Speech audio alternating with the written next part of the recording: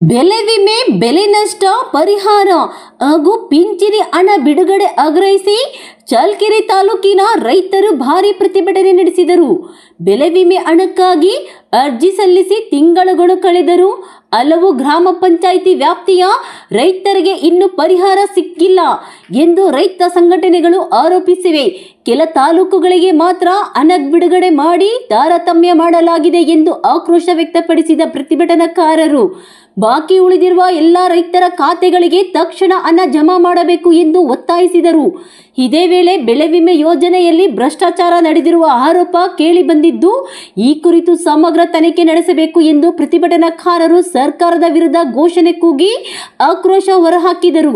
ಪ್ರತಿಭಟನೆಗೂ ಮುನ್ನ ನೆಹರು ವೃತ್ತದಲ್ಲಿ ಮಾನವ ಸರಪಳಿ ನಿರ್ಮಿಸಿ ರೈತರು ತಮ್ಮ ಅಸಮಾಧಾನ ವ್ಯಕ್ತಪಡಿಸಿದರು. ಬಳಿಕ ತಾಲೂಕು ಕಚೇರಿಗೆ ತೆರಳಿದ ವೇಳೆ ಮುಖ್ಯ ಗೇಟ್ ಬಂದ್ ಮಾಡಲಾಗಿದ್ದರಿಂದ ರೈತರು ಅಂಬೇಡ್ಕರ್ ವೃತ್ತದಲ್ಲಿ ರಸ್ತೆ ತಡೆ ನಡೆಸಿ ಪ್ರತಿಭಟನೆಯನ್ನು ತೀವ್ರಗೊಳಿಸಿದರು.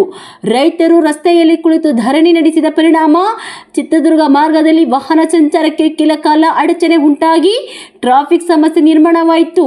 ಸ್ಥಳದಲ್ಲೇ ಯಾವುದೇ ಅಹಿತಕರ ಘಟನೆ ನಡೆಯದಂತೆ ಬಿಗಿ ಪೊಲೀಸ್ ಬಂದೋಬಸ್ತ್ ಏರ್ಪಡಿಸಲಾಗಿತ್ತು. ರೈತರ ಬೇಡಿಕೆಗಳಿಗೆ ಸರ್ಕಾರ ತಕ್ಷಣ ಸ್ಪಂದಿಸಿ ಸಮಸ್ಯೆ ಪರಿಹರಿಸಬೇಕು ಎಂದು ವಿವಿಧ ರೈತ ಸಂಘಟನೆಗಳು ಆಗ್ರಹಿಸಿವೆ.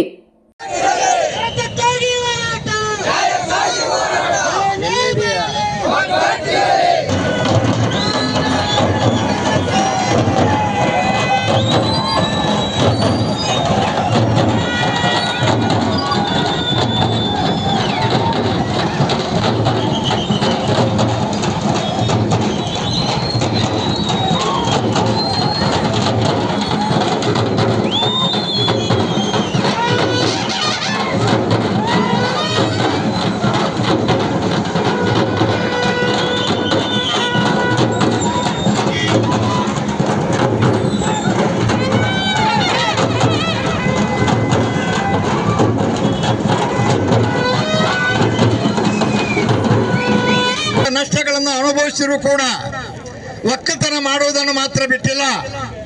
ಈ ಸರ್ಕಾರಗಳು, ಅವಿವೇಕಿ ಸರ್ಕಾರಗಳು ರೈತರ ಮೇಲೆ ಗದಪ್ರಹಾರ ಮಾಡ್ತಾರೆ. ಆದರೂ ಕೂಡ ನಾವು ಜಗ್ಗಿಲ್ಲ ಬಗ್ಗಿಲ್ಲ, ಆದರೂ ಕೂಡ ಕೃಷಿಯನ್ನ ಮಾಡಿ ಇವತ್ತು ನಮ್ಮ ಭಾರತ ದೇಶದ ಒಳಗಡೆ 140-50 ಕೋಟಿ ಎಲ್ಲ ನಮ್ಮ 140 ಕೋಟಿ ಜನಸಂಖ್ಯೆಗೂ ಕೂಡ ಆಹಾರದ ಭದ್ರತೆಯನ್ನು ಕೂಡ ನಾವು ಕಾಪಾಡಿಕೊಂಡು ಬಂದಿದ್ದೀವಿ. ಇದು ಒಂದೇ ಅಲ್ಲ, ಹಕ್ಕಿ ಪಕ್ಷಿ ಪ್ರಾಣಿಗಳು ಕೂಡ ಆಹಾರ ಧಾನ್ಯಗಳನ್ನ ಸೃಷ್ಟಿ ಮಾಡ್ತಕ್ಕಂಥ ಸೃಷ್ಟಿಕರ್ತ ಅಂದ್ರೆ ನಮ್ಮ ರೈತರು. ಸಕಲ ಸಂಪತ್ತನ್ನು ಸೃಷ್ಟಿ ಮಾಡ್ತಕ್ಕಂಥ ಶಕ್ತಿ ಅಂದ್ರೆ ನಮ್ಮ ರೈತರಿಗೆ ಮಾತ್ರ. ಆ ಕಾರಣದಿಂದ ಯಾವ ರಾಜಕಾರಣಿಗೆಲ್ಲ, ಯಾವ ಅಧಿಕಾರಿಗಳಿಗೂ ಈ ಶಕ್ತಿ ಬೆಲ್ಲ.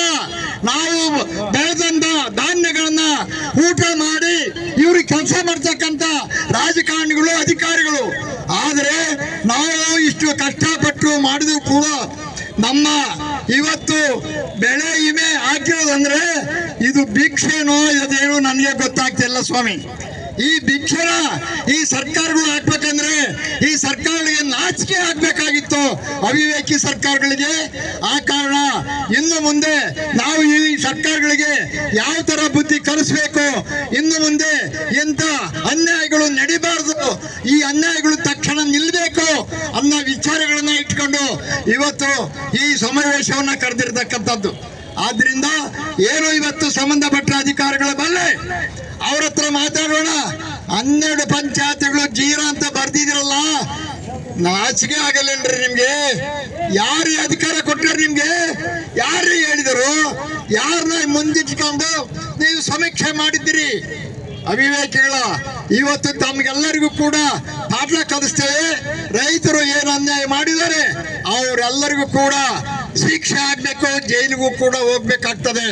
ಆ ಕಾರಣದಿಂದ ಸುಮಾರು 16 ಇಸ್ವಿಯಿಂದ ಈ ಅವಿವೇಕಿ ನಮ್ಮ ಭಾರತ ಸರ್ಕಾರ, ರಾಜ್ಯ ಸರ್ಕಾರ, ವಿಮಾ ಕಂಪನಿಯವರು ಕೂಡ ರೈತರನ್ನ ಮೋಸ ಮಾಡಿ ಹಣ ಲೂಟಿ ಕೋಟಿ ಹಣ ಲೂಟಿ ಮಾಡ್ಕೊಂತ ಬಂದಿದ್ದಾರೆ ಅವಿವೇಕಿಗಳು.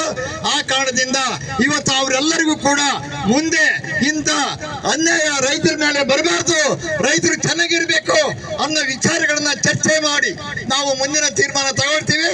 ಆ ಕಾರಣದಿಂದ ಇವತ್ತೆಲ್ಲ ಅಧಿಕಾರಿಗಳು ಬರಲಿ, ಚರ್ಚೆ ಮಾಡ್ತೀವಿ. ಆಮೇಲೆ ಈ ಕಚೇರಿ, ಆ ತಾಲೂಕು ಕಚೇರಿಗೆ ಬೀಗ ಮುದ್ರೆ ಹಾಕುವ ಮೂಲಕ ನಾವು ಸರ್ಕಾರಕ್ಕೆ ಎಚ್ಚರಿಕೆಯನ್ನು ಕೊಡಬೇಕು ಅನ್ನೋಂತ ಒಂದು ತೀರ್ಮಾನವನ್ನು ಮಾಡಿ ನಾವು ಈ ತಾಲೂಕಿನಲ್ಲಿ ಇರ್ತಕ್ಕಂಥ ಎಲ್ಲ ರೈತ ಮುಖಂಡರು, ಎಲ್ಲ ಬಣಗಳ ರೈತ ಮುಖಂಡರು ಒಕ್ಕಟ್ಟಾಗಿ ಈ ಒಂದು ಚಳುವಳಿಯನ್ನ ತಾಲೂಕು ಕಚೇರಿಗೆ ಬೀಗ ಹಾಕುವಂತ ಕಾರ್ಯಕ್ರಮವನ್ನ ಮಾಡಿದ ತೀರ್ಮಾನದ ಮೇಲೆ ಇವತ್ತು ಸರ್ಕಾರ ನಿನ್ನೆ 28 ಗ್ರಾಮ ಪಂಚಾಯತಿಗೆ ಅಲ್ಪ ಸ್ವಲ್ಪ ಹಣ ಬಿಡುಗಡೆ ಮಾಡಿ ನಮ್ಮನ್ನ ಮೋಸ ಮಾಡಿದ್ದಾರೆ. ಇನ್ನು 12 ಪಂಚಾಯತಿಗಳು ಭಾರಿ ಮಳೆ ಆಗುತ್ತೆ ಚಳ್ಳಕೆರೆ ತಾಲೂಕಿನಲ್ಲಿ ಅಂತ ಹೇಳಿ ಇವತ್ತು ಅವರಿಗೆ ವಿಮಾ ಕೊಡಕ್ ಬರೋದಿಲ್ಲ ಅನ್ನೋ ತೀರ್ಮಾನಕ್ಕೆ ಇವತ್ತು ವಿಮಾ ಕಂಪನಿಗಳು, ಸರ್ಕಾರಗಳು ಬಂದಿದ್ದಾವೆ. ರೈತ ಬಂಧುಗಳೇ, 36,000 ಜನ ಈ ಚಳ್ಳಕೆರೆ ತಾಲೂಕಿನಲ್ಲೇ ಒಂದೇ ವಿಮೆ ಕಟ್ಟಿದ್ದಾರೆ. ಆದ್ರೆ ನಾವು ಬಂದಿರೋದು ಮಾತ್ರ 300 ಜನ. ನಮ್ಮ ಹಣೆ ಬರ ಸರ್ಕಾರಗಳು ಬರೀತಾ ಇದ್ದಾವೆ, ಸರ್ಕಾರಗಳು ನಮ್ಮ ಹಣೆ ಬರವನ್ನು ಬರೀತಾ ಇದ್ದಾವೆ. ನಾನು ರಡ್ಡಳ್ಳಿ ವೀರಣ್ಣ ಕೈಯಿಲ್ಲ, ಕಾಲಿಲ್ಲ, ನನಗೆ ಕೈ ಇಲ್ಲ, ಭೂತ ಈಗ ವಯಸ್ಸಾಗೈತೆ. ನಾವೆಲ್ಲರೂ ಕೂಡ ಇಡೀ ತಾಲೂಕಿನಲ್ಲಿ 3 ಜನ ಒಂದಾಗಿ ನಾವು ಹಳ್ಳಿಗೆ ಹೋಗಿ ಕರಪತ್ರ ಕೊಡಕ್ ಹೋದ್ರೆ ಅಲ್ಲಿ ಕಟ್ಟೆ ಮೇಲೆ ಕುತ್ಕೊಂಡಿರೋರು ಯಾರು ಕೂಡ ಬಂದು ಯಾಕೆ ಬಂದಿದ್ದೀರಿ ಅಂತ ಕೇಳಿಲ್ಲ. ಆ ಕರಪತ್ರ ಇಸ್ಕೊಳ್ಳಕ್ಕೆ ಅವ್ರಿಗೆ ನಾಚಿಕೆ. ಇಡೀ ರೈತ ಕುಲಕ್ಕೆ ನಾವು ರೈತರೇ ಅವಮಾನ ಮಾಡ್ಕೊಂತ ಇದೀವಿ. ನಮ್ಮನೆಗೆ ನಾವೇ ಬೆಂಕಿ ಹಚ್ಕೊಂತ ಇದೀವಿ. ನಾವ್ಯಾರು ಕೂಡ ಆಸ್ತಿ ಕೇಳಕ್ ಹೋಗಿಲ್ಲ.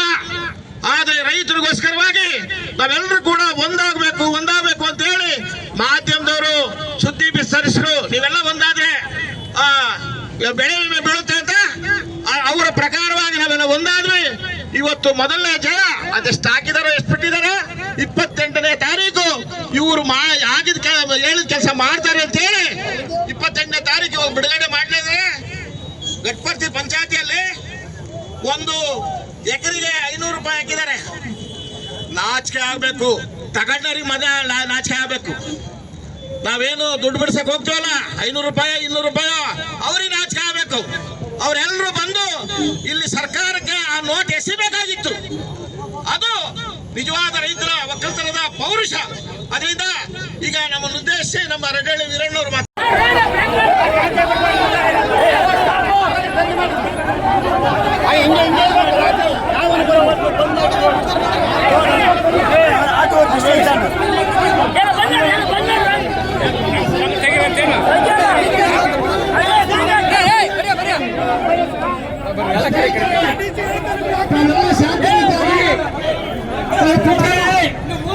ನಾನು ಈಗ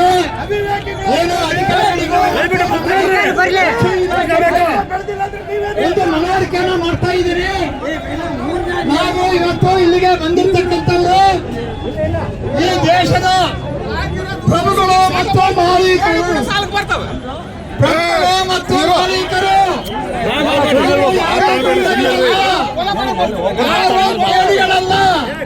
ನಾವು ಯಾವುದೇ ಬಾಂಬು ಬಂದೂಕ ಹಾಕಿ ತಂದಿಲ್ಲ.